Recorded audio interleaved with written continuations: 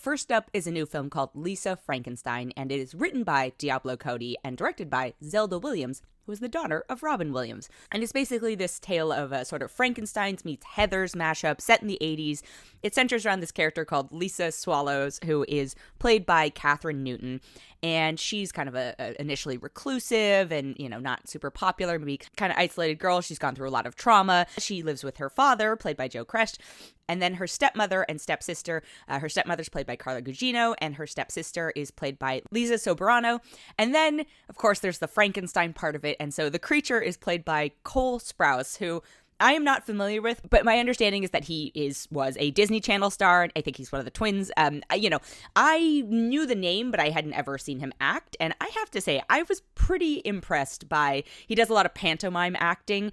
I thought he was great as the creature in this. I also think Catherine Newton is good as the Lisa Frankenstein-esque character, but Cole Sprouse, the two of them have an excellent chemistry. The two of them have an excellent chemistry together, but he kind of stole the show for me in a film called Lisa Frankenstein. I also have to give a shout out to Lisa Soberano because, not familiar with her. She's a Filipino actress. She plays this the stepsister is actually pretty sweet in this, and it's hard to pull off without becoming overly saccharine.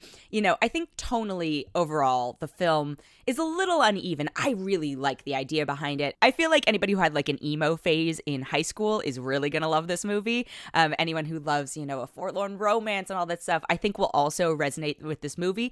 It's also pretty violent, actually. I think it does a good job of towing the line of disgusting versus tolerable. It's only rated PG-13, but they pushed it, and not in a bad way, but it's like, oh, I'm impressed you got away with this. It's not the strongest film, but I think for me at least there were enough moments that I resonated with. It does an excellent job of paying homage to classic 80s movies, to horror movies, to a romance and like a Pride and Prejudice, like Austen type thing. So it blends enough things together in a way that you can rely on your knowledge of tropes around these things to fill in the gaps of where maybe there are some weaknesses in the script. And I think the production design is really fun. The 80s, the capturing of some very specific things is excellent. And then the movie takes some twists and turns, but I had a pretty good time at this.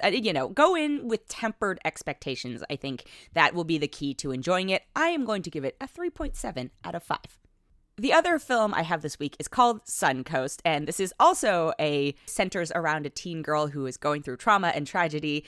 Not as supernatural as Lisa Frankenstein. It's written and directed by Laura Chin. It is based on elements of her own life. It stars Nico Parker, who, by the way, daughter of Tandy Newton. A lot of I don't want to call them Nepo babies because they're both actually pretty talented, but a lot of Hollywood legacies in this week. So Nico Parker plays this girl called Doris. Her brother, unfortunately, has brain cancer in it. That part is accurate to the writer-director's life, and ends up in a hospice, and it happens to be the same hospice that Terry Schiavo was in. Terry Schiavo, a name I have not thought about in a very long time. Obviously the Right to Die cases took place in Florida. Suncoast is the name of the hospice. Laura Linney plays her mother, and man, the acting is what carries this movie. I mean, the story is kind of a gimme in terms of like, you're probably going to have a good cry out of it because the source material is just such a bummer. It's a hard one to recommend, right? Because there's these two lines, there's the trauma of dealing with this dying brother, and then also this girl, similar to the Lisa Frankenstein character, just wants to, fit in and be a high schooler and or maybe, I don't know if Lisa Frankenstein wants to fit in, but it's about two young women navigating their places in the world as like, kind of young adult-ish. And I was speaking of monsters, not that Laura Linney's character is a monster, but, it's tough because there's so much attention paid to this, unwell brother by the mother character that you see how much Doris / Nico Parker's character has to sacrifice. So there's the family dynamic story, there's the dealing with grief story, and then there's the like coming of age story. And then to kind of tie them together in an odd way is Woody Harrelson plays an activist who's outside protesting the Terry Schiavo events because there were a lot of protests about it. There's a lot of religion in this that I kind of wish we'd been able to explore this story without bringing in. She goes to like a religious school, and maybe this is just because this is something I don't have a background in, but it's a hard topic to tackle. I think the introduction of Harrelson's character, like, is a little more tactful than the way that it is done in the school, but it also feels, like, weird because he's this fully grown man who, like, develops this friendship with this teenage girl, and I'm just like, danger. That's the first thing. Spoilers, but not, that's not the case there.